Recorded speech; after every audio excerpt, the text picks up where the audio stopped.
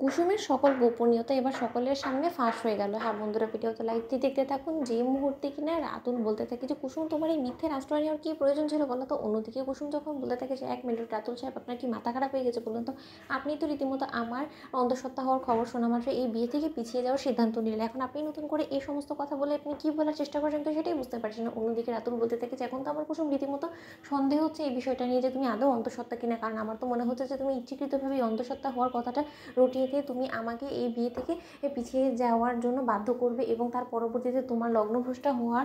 এই অপমানটা কোনো মতে আর বরদাস্ত করতে না পেরে অবশ্যই আয়ুষ স্যার সামনে এগিয়ে আসবে এবং তার পর মুহূর্তে তোমার মান সম্মান রক্ষার খাতিরে আয়ুষ স্যার তোমার সিঁথিতে সিঁদুর পরিয়ে দিবে। এটাই তোমাদের বাপ মেয়ের হয়তো বা প্ল্যানিংয়ে ছিল, তাই তো? তার জন্য সেইভাবেই এক্সিকিউট করেছে সবটা। অন্যদিকে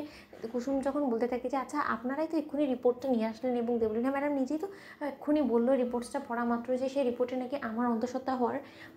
রিপোর্টটা পজিটিভ এসেছে, তাহলে তার শর্ত এখানে আমি কী করলাম কিন্তু সেটাই বুঝতে পারছি না। ঠিক সেই মুহূর্তে রাতুল যখন বলতে থাকে যে আচ্ছা আয়ুষ স্যার আপনি তো খুব ভালো করেই জানেন যে কুসুম অন্তঃসত্ত্বা এবং এই সমস্ত সত্য জানা সত্ত্বেও আপনি কেন এবার কুসুমকে বিয়ে করার সিদ্ধান্ত নিলেন, তাহলে কি আমি ধরে নেব যে আপনাদের গোপনে একে অপরকে ভালো লাগার মতন একটা সম্পর্ক ছিল এবং আপনারা একে অপরের সঙ্গে খুব ভালো একটা মুহূর্ত কাটিয়েছিলেন, ঘনিষ্ঠ হয়েছিলেন, তাই আপনার সন্তানই রীতিমতো কুসুমের গর্বে একটু একটু করে বেড়ে উঠছে, তার জন্যই হয়তো বা আপনি কুসুমকে নিজের স্ত্রী হিসেবে গ্রহণ করে নিলেন, যাতে করে কিনা গোটা সকলের সামনে আপনার মানটাও বজায় থাকে, আপনার মুখ উজ্জ্বল থাকে এবং তার পাশাপাশি সকলে যাতে আপনাকে সাবাসী দেয় যে আপনি একটা লগ্নভ্রষ্টা এবং অসহায়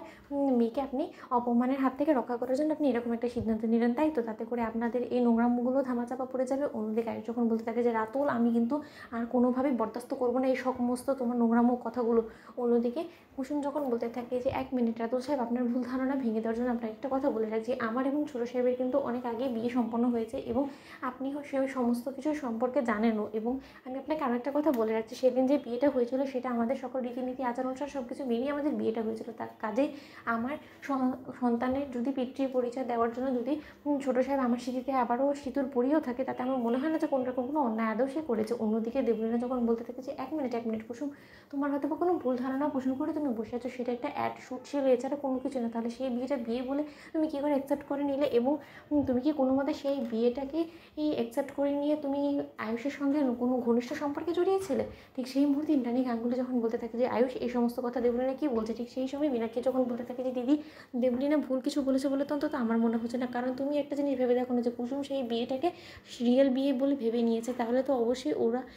ফুলসজ্জা থেকে শুরু করে সকল আচার অনুষ্ঠানও সম্পন্ন করেছে গোপনে গোপনে, যেটা হয়তো আমরা এখনও পর্যন্ত জানতে পারিনি। এমনটাও তো হতে পারে যে আয়ুষেরই চিহ্ন কুসুমের গর্বে একটু একটু করে বেড়ে উঠছে, তাহলে বোঝো এবার ওরা তোমাকে কী করে ঠকিয়েছে। তো বন্ধুরা লাইক শেয়ার করে সাবস্ক্রাইব করো।